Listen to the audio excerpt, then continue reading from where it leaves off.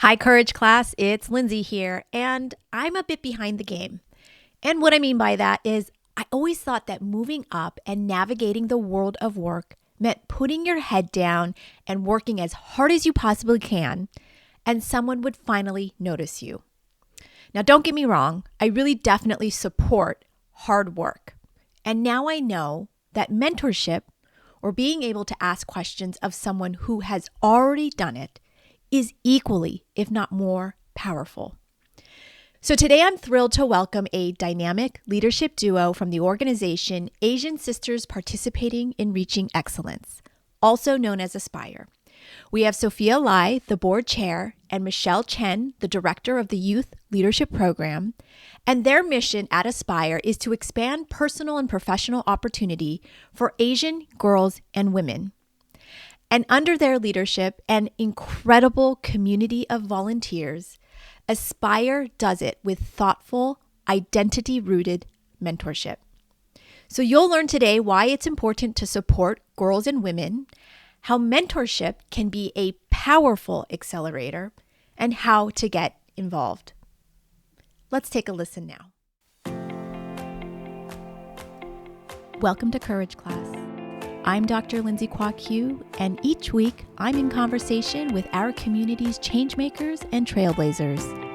Together, we explore the unspoken parts of our Asian and Western experiences, finding strength, growth, and healing that reflect who we truly are, not who we've been told to be. I'm so glad you're here. Class is now in session.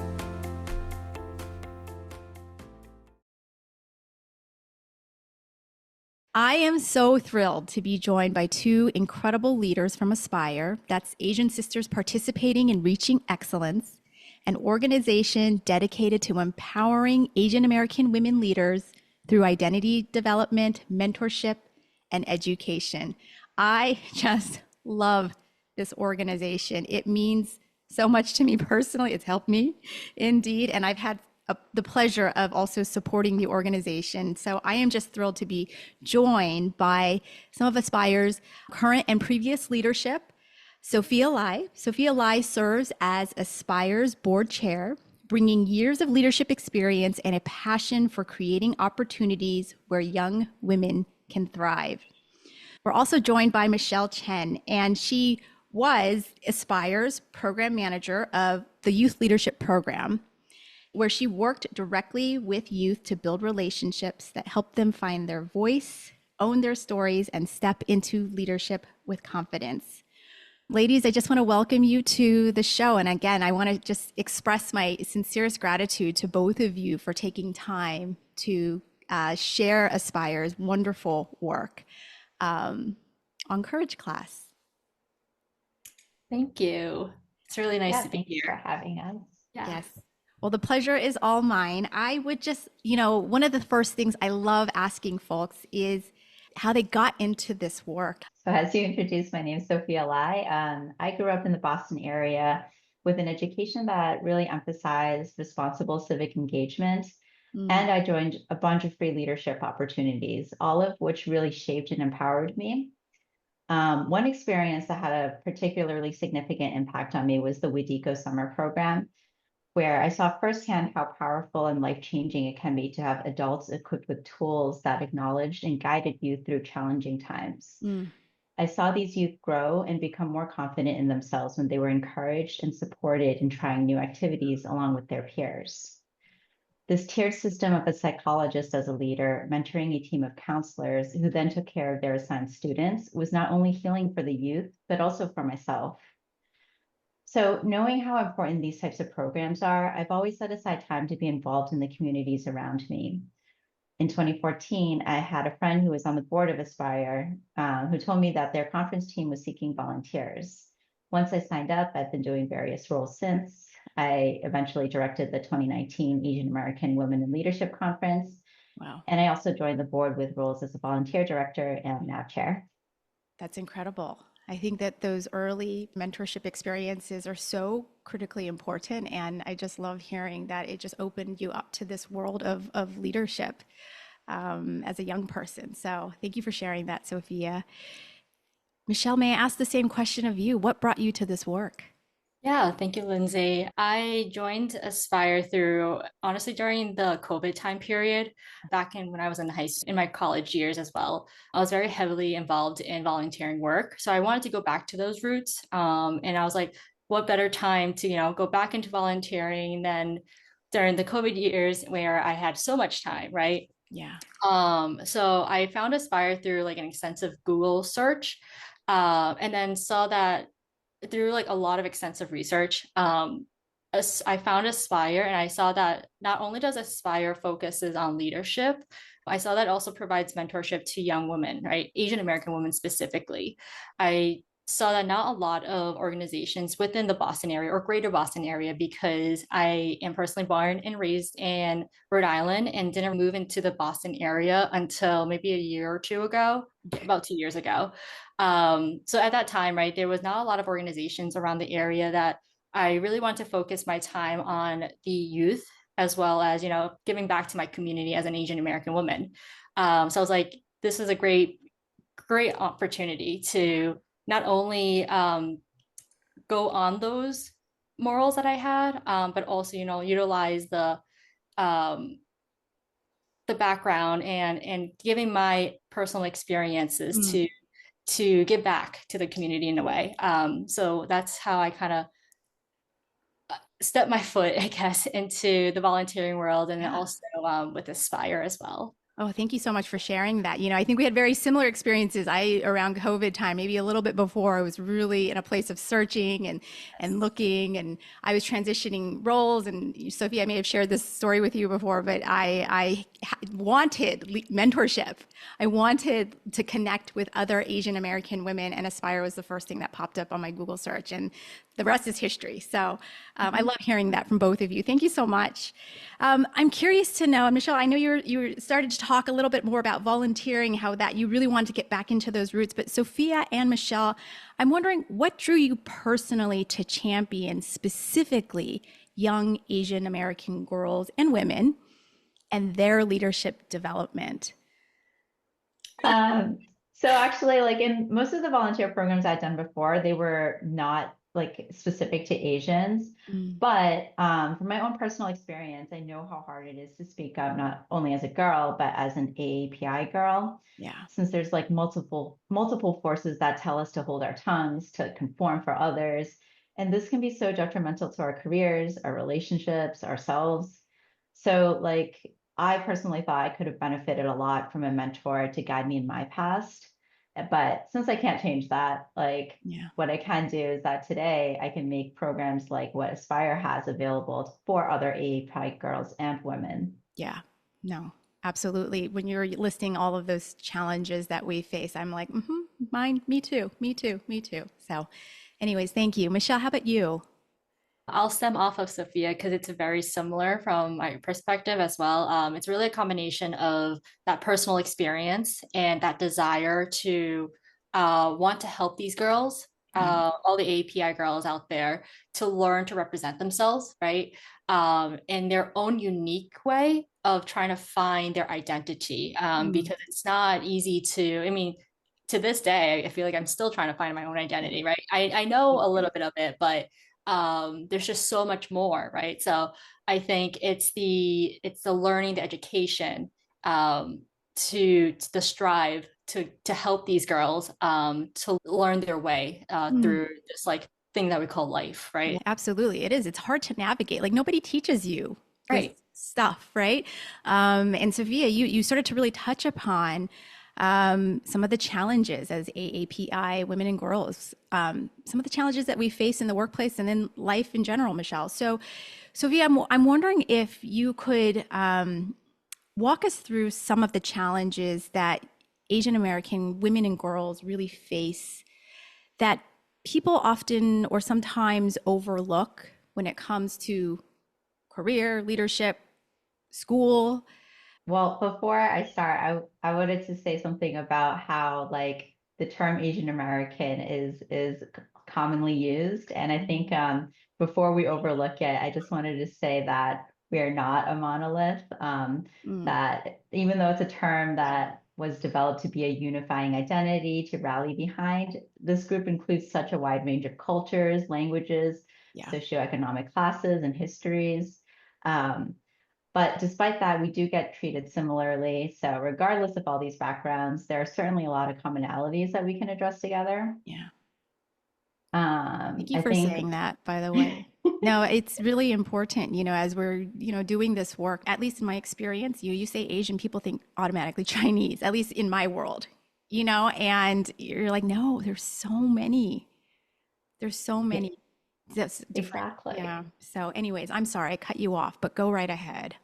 No, it's okay. I had an example of like what does tie us all together. Like I think our emphasis on family is such a big one, and it kind of contrasts with the popular concept in the West, which is a nuclear family. So, for example, like when it's common in Asia to live intergenerationally, like these parents carry that expectation here in America. And so there's like some statistics where like in the 2014 AARP National Survey, 42% of AAPI people report helping to care for their elders, compared with 22% of the general population.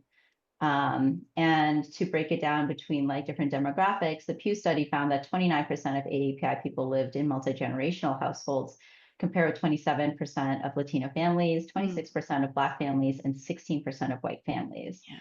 So that's just to say, like, this idea of like having to take care of our parents is ingrained into us. And like, I'm sure you can imagine if like we had a conversation with these traditional Asian immigrant parents, like, and we talked about senior home care, they probably just hear words of betrayal. It's true. It's true. It's true. It really is an expectation. Yeah. And so like for us, it actually falls mostly on women to do the actual caretaking. And this is it's a trend that is global, like even outside of the AAPI community. But this is like a mental load and an unpaid labor that really is taking a toll increasingly. And then another issue that is very specific to AAPI girls that I wanted to mention is that while there has been like a 72% increase in youth suicide rates for AAPI males, the rate has increased by 125% for AAPI females from 1999 to 2021. Wow. Yeah. Wow, that's a problem. Yeah. I mean, suicide is a problem, but yes, the increase, that's terrifying. Yeah. In a GEMMA network open study that utilized mortality data from the National Center for Health Statistics, a group of authors found that the suicide rates coincide with an increase in anti-Asian hate and xenophobia, and that the worsening intersectional discrimination from sexism and racism might contribute to the growing rates for AAPI girls. So the AAPI demographic is already the least likely to seek help for mental health. Yeah. And this was, I think, makes it really clear why it's necessary for culturally sensitive services. And I think everyone should be able to get the assistance that they need, but it seems really especially urgent to have these resources and programs for AAPI girls that can really address what they are going through. Yeah. No, absolutely. I thank you so much for sharing that data, because it just really lays clear that it's like a red alarm around providing support specifically to AAPI women and girls. And I would just add, just as a mom, the perspective of not only is there pressure to take care of an older generation, there's also pressure to take care of the upcoming generation. And so just you think in terms of time and hours and labor, unpaid labor. If I didn't have the support network or the outlet of friends that I have, it would make it significantly even more difficult. And I don't even have the responsibilities I think that some of my friends do. So that's just a small little microcosm of my experience, but I thank you so much for sharing and pointing out these broader global stats. Why do you think it's critical to center API girls in conversations around equity, leadership, and future workforce development? Yes, Asians are the least likely group to be promoted to senior leadership positions. they account for fewer than 15% of executives in America. Yeah. I'm sure you know that women are underrepresented in general in the workplace advancement. So as an Asian American woman, we have both of these hurdles to simultaneously overcome. I heard this McKinsey podcast say in 2022, where looking at the cross-industry average in the United States, we see a 70% drop in terms of representation for Asian American women from the entry level all the way to the C-suite. And in fact, for every 2 Asian American men who are promoted to manager or senior manager, only 1 Asian American woman is. For every promotion rate to the C-suite level, it's 1 Asian American woman for every 6 Asian American men. Wow. So given the historical absence of AAPI female representation in the workforce, it is so important that AAPI girls are front and center of these conversations for an equitable and prosperous future. Like, we need to be represented, we need to be invited so that they know that AAPI girls know that they deserve a seat at the table. Absolutely. We need to be in the conversation, definitely. Michelle, I'm wondering from you, as we hear sort of all of these very sobering sort of, at least for, I feel like stats when it comes to women, AAPI women in leadership roles. How do you think mentorship transforms a young leader, a young AAPI woman's trajectory, especially for first-gen immigrant or underserved communities in our community? Yeah, when I was hearing Sophia talk about all these statistics, right, I'm like thinking, wow, that's insane. Yeah. There's like the number, like you understand that the numbers are there, but when you actually hear the numbers and you hear it in perspective, right, when you yourself are an Asian American, an AAPI woman, right, in the corporate world, it's so eye-opening. Yeah. I think that, for mentorship as a whole, the definition as that it's a guidance, right? Mm-hmm. It's coaching, it's support, it's et cetera, that's provided by a mentor, someone who doesn't necessarily need to be older than you. It could be someone who is in the same generation as you, someone maybe at the same age or same level as you, right? I think for a young woman, especially in the categories that you listed, right? Like the first generation immigrants, underserved communities, all of these in these categories, a lot of the time we don't really know, at least we as girls, as females, right, in this world, we don't really know what we're doing at such a young age. We really grow by learning, right? Yeah. So for a young woman to have a mentor at such a young age, especially I would say maybe in the middle school to high school timeframe, when you're developing, you're learning, you're trying to absorb as much as you can, it can really transform their trajectory, because suddenly they have this idea of like what is possible when you have a mentor, that there's this sense of like confidence, I would say.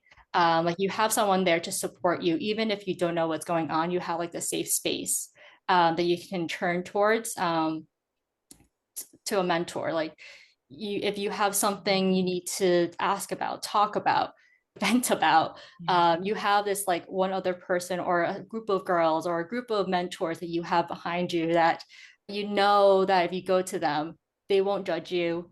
They'll guide you in a way that maybe they'll give you advice. They'll coach you into learning something more that you didn't really know beforehand.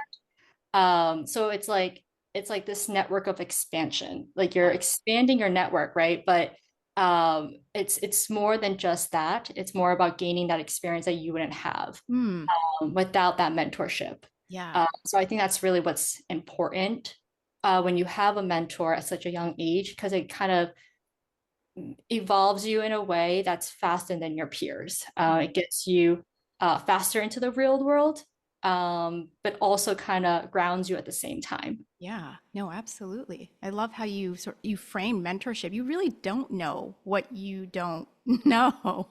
And it's so helpful to actually hear it from someone who's been there, done that. That is certainly something that I have experienced in Aspire's mentorship, leadership programs, or just listening to somebody else's experience who looks like you, who can understand. it really is an accelerated learning process. And I never really thought about it in that way, that you don't know what you don't know. And Right. sometimes it's helpful to have that guide. That thank you both of you. That was wonderful. And I wonder if we could at this point really dig into some of Aspire's key mentorship leadership programs. And Sophia, I'm wondering from you, if you could share with us, what do you think makes Aspire's programs different from mainstream youth leadership models out there? Well, one of the things I love about Aspire is that it's a space built for us and by us. Mm, I think our programs are really unique where they provide a place where AAPI's girls can learn about specific issues that affect them. And they are, as you said, led by women who have faced those same challenges because they look the same as us. They've been through it. So it's easier to know they actually get us. mm-hmm. And I think we're also very unique in that our youth leadership program, for example, is cumulatively built from the lessons passed down by previous directors and by alumni who return as volunteers. So we have this growing network of mentees that then become mentors, all within Aspire. And I think this shows that the empowerment and belonging that's felt by the participants in our program is so meaningful that they want to continue to be a part of it still. Yeah. I actually didn't know that. I didn't know that you had alumni who would come back and actually help you to continuously build your programs. And how wonderful to know that they can take now their knowledge and pass it on to the next generation. Michelle, I'm wondering from you, would you be willing to share a story of a girl or an alum whose growth you've witnessed firsthand? Yeah, for sure. I feel like there's so many girls that were and are still really part of our youth leadership program as a whole that I really have witnessed through the growth. Being in the program for, I would say, maybe 3 years. I think it was like 3 years, Sophia. You just experience a lot of different types of girls coming from different backgrounds, from all different types of really different parts of the United States. Yeah. In saying that, when you asked that question, the first person that came to mind was a particular girl who she started off as a YLP student. So she came in and she was very adamant. She was very happy to be here. And then she went through the process. We have a cohort. So usually it's either a summer cohort or during a winter cohort. Okay. And she went through the program, and then she actually came back, as Sophia had mentioned, as a volunteer, as a program mentor. So we do open up the opportunity to our students who participated in the program if they want to come back as a program mentor. Hmm. And so she actually came back as a program mentor, and then was the mentor for our next cohort. Wow. And then moved on to become a conference volunteer after the program mentor ended for YLP. So her trajectory was, as a student, she really loved it. She wanted to give back to the program, right? And so she became a mentor, but then she loved YLP so much that she wanted to continue on and aspire as a whole. So she went on to become a conference volunteer and really led in that area Wow. of Aspire. And so outside of that, I've also experienced her firsthand. She's now thriving in college. She goes to a great university and is in multiple impressive internships now. I went on her LinkedIn and I was scrolling. I was like, wow, this is insane. She's doing so much, right? And in her time as a young adult. She's in the Bee Conservancy. And then she also was a fellow at the Veil Project. So she's doing a lot. And so, going back to some of the statistics, right, that Sophia had mentioned, it's very interesting because when you see someone who thrive, right, in the world, it's just it gives you happiness. And so just seeing her growth has been really eye-opening. Yeah. So really, really proud of her. I mean, I can feel it emanating from both of you as Michelle is sharing this personal story. There's probably like 30,000 other girls, that out there who Aspire has touched, but like it says so much about the quality of the program. You have girls who are going through the program and then coming back to serve the organization. So thank you both of you for sharing. Michelle, I want to ask you one more question. Since we're on the topic of Aspire's mentorship program, Sophia was touching upon this. In many traditional Asian households, we are not always encouraged to speak up, to take risks, and to ask for help.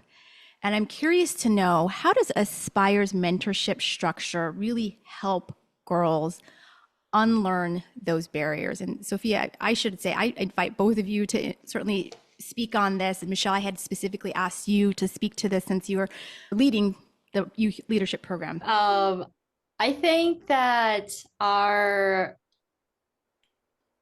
it is very interesting, right? Because the mentorship as a whole, there's so many different ways that an organization could go about it. And I think that with Aspire specifically, and then with YLP, we really encourage our girls to be vocal.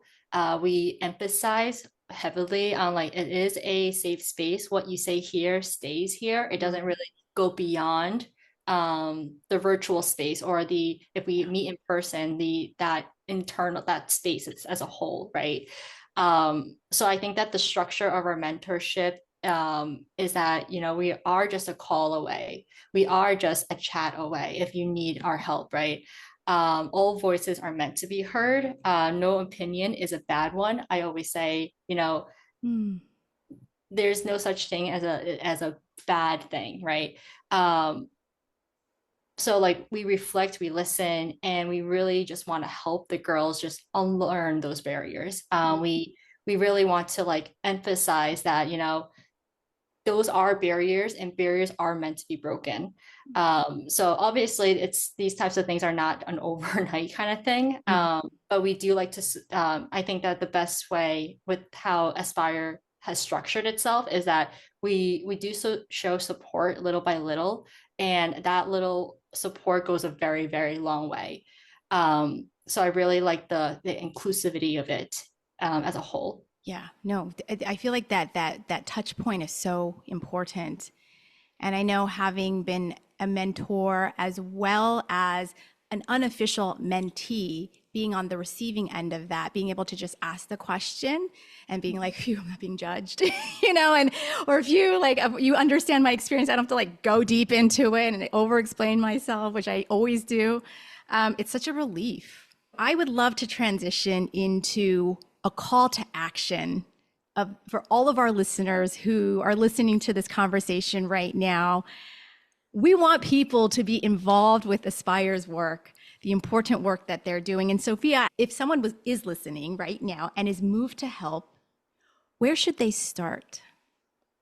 Well, I think listening to podcasts like these is already a great start. I mean, hearing and sharing our stories. Like, I loved hearing what Michelle had to say about what like a mentor really means. Like, it was like my story when I was in high school. I needed this. I didn't even know what questions to ask, because I don't know what I didn't know. Yeah. And Lindsay, you got that like exactly too. Like, you totally knew. Yeah. So like, these are platforms that can allow us to find ways that like how we are all connected. And oftentimes these speakers are like part of different organizations that tackle different and specific challenges in our communities, locally or nationally. So researching them is like a great place to find out more. Okay. In my experience, like, reaching out to these organizations can lead you to discovering like how you can contribute, whether it's at that org specifically, or even like others that do similar work. So look for community events, social media accounts to follow. And and Aspire has their own social media account, right? And you have a calendar on your website of different opportunities if folks want to get involved. Yep. Okay, perfect. What kinds of mentors is Aspire looking for? And what kind of mentors tend to thrive at Aspire? So I think We are so flexible in our roles that like we're creating like mentorship roles for like anyone that can fit in their time. So I think as Michelle mentioned, like there was a space for AAPI mentors, which is really like geared towards college students. I think that around that age there, since they can mentor high school students. Mm. And then we have like mentorship roles for professionals where they can mentor college age students. But that's not a limitation to only these two type of programs. We are very open to ideas for other ways that we can create a mentorship structure, whether it's through activities or I don't know, other like we have another program called Spire in the community. So that's another way we could get involved too. And when you're working with Aspire in the community, I just want to clarify for folks, do you have to be located in the greater Boston area, or can you be in the Midwest or the West Coast to be involved with Aspire in the community? We would have opportunities for both because we are doing virtual programming and we are also organizing meetups within Boston for now. Perfect. Okay. So don't think that your location, folks, limits your ability to be involved with the organization. Thanks, Sophia, for sharing that. Michelle, would you? Oh, sorry, go ahead. No, you're good. In terms of this part two of the question, Lindsay, I think that the mentors that I want to say tend to thrive. I think that anyone can be a mentor. Okay. I think that, as long as you're willing to help, you're willing to, share your experiences with others who probably have or could have a similar experience as you. That would be the type of mentor that Aspire would love to have. We want everyone and anyone who would like to mentor, share experiences, help out the others who are also struggling, also needs guidance, also needs advice from. I would say those are the types of mentors that would be the most beneficial, the best types of mentors to guide someone. Perfect. Someone who is just willing to, like you said, share, be open about their own career experiences or even personal experiences. It sounds like, well, at least I could think of the mentorship that I had the pleasure of being involved with. And yeah, we would just talk about, she was moving, I remember, from undergrad to grad with her husband. And so we would talk about personal stuff as well. So just a willingness to support and engage. Thank you. Thank you, both of you, for sharing that. I'm curious to know, so what's on the horizon for Aspire for this upcoming year? Well, we're mid-2025. Oh my God, we're mid-2025. What are the exciting initiatives or goals for the remainder of this year, for next year? Yeah, so we are currently onboarding our new mentorship program and youth leadership program directors. Okay. And we're planning our next conference for the next year in 2026.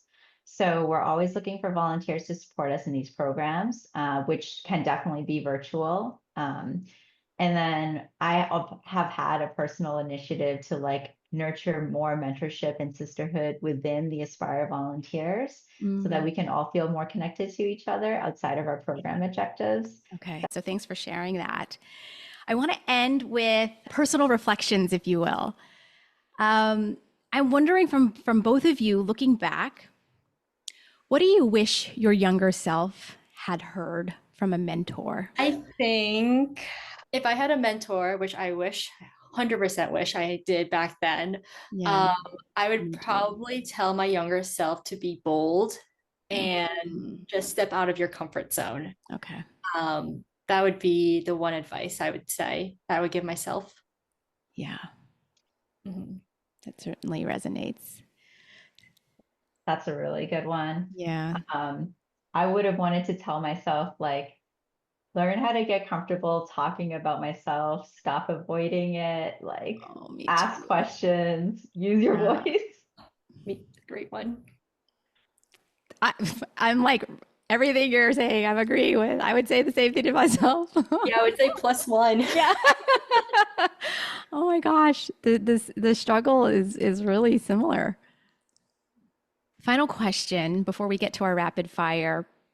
What does leadership mean to you today, and how has that evolved over time? Popcorn it to you, Sophia. Got it. So I used to think like being a leader meant you had to be an expert where everyone can ask you questions. But then I started to like see that leadership definitely involves being uncomfortable, because you had to be prepared to speak or be seen in public. But like now what I really think about a leader is simply doing something what you believe in, despite what's considered safe or the status quo, because that takes so much courage and it could stand to make such a difference. Yeah. It's like your voice is needed. It needs to be heard. Yeah. That's beautiful. I think to me, leadership is someone who is in that front point, right? A follower could also be a leader. It's just a different type of way of looking at how leadership is. So I think that in terms of how it has really evolved over time, is that a leader doesn't necessarily has to be like that main person, that 1% at the pyramid, at the top of the pyramid, right?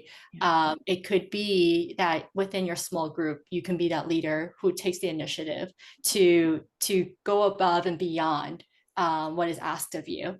I think that would be how for me leadership has really evolved. Yeah, I think such an important lesson to all of us too, that you can take on a leadership role even if you aren't officially, you have that title. And Sophia, you made me really think about, it's true, you have to be willing to sit in that discomfort, that it's okay to not be, dare I say, it's okay to not be perfect. You know, this is something I'm working on in therapy. It's okay to be imperfect. You know, it's normal to be imperfect. It's interesting how it sounds like we almost had a similar starting point where we always thought like it had to be the person at the top, but to know that, wow, I can be that at an analyst level, or I can be that at a high school level. That's super empowering. And an amazing takeaway. So, okay. All right.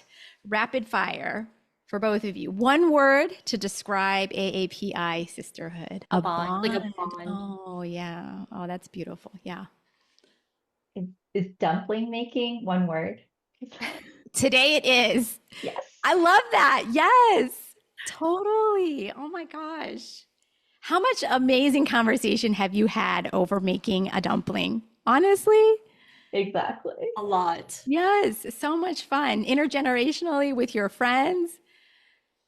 Okay, your favorite cultural tradition that keeps you grounded? Mine is dumpling making. No, I'm just kidding. For me, it's pouring tea. Because it keeps you grounded. I mean, sorry, it's an act of service when you pour tea for others, and then silver hot conversations and food. Dim sum was on my mind. Yes. Yes.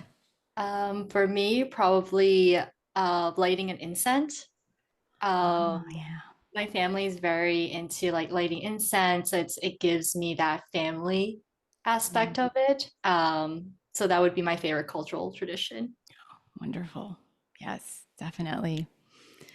Michelle and Sophia, final rapid question. Dream guest or mentor you would love to bring into Aspire? I'll say Asian Boss Girls. I loved following them, their journey, individually, their individual journeys as well. So it'd be a dream to have them on Aspire if we could.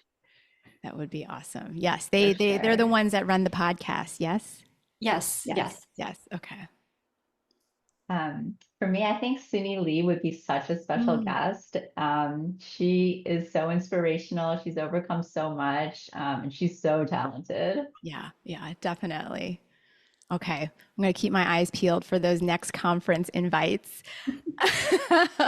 Maybe we'll see them at the next Aspire mentorship program. Would love that. Well, Sophia and Michelle, I can't thank you enough for sharing about Aspire's inspiring mentorship programs. Thank you, Sophia and Michelle. Thanks for joining me on this episode of Courage Class. I hope today's conversation gave you a little encouragement and inspiration. If you enjoyed it, please like and subscribe so you never miss an episode. And for extra motivation, tools, and behind-the-scenes content, sign up for my newsletter. I'd love to share with you more there. See you next time.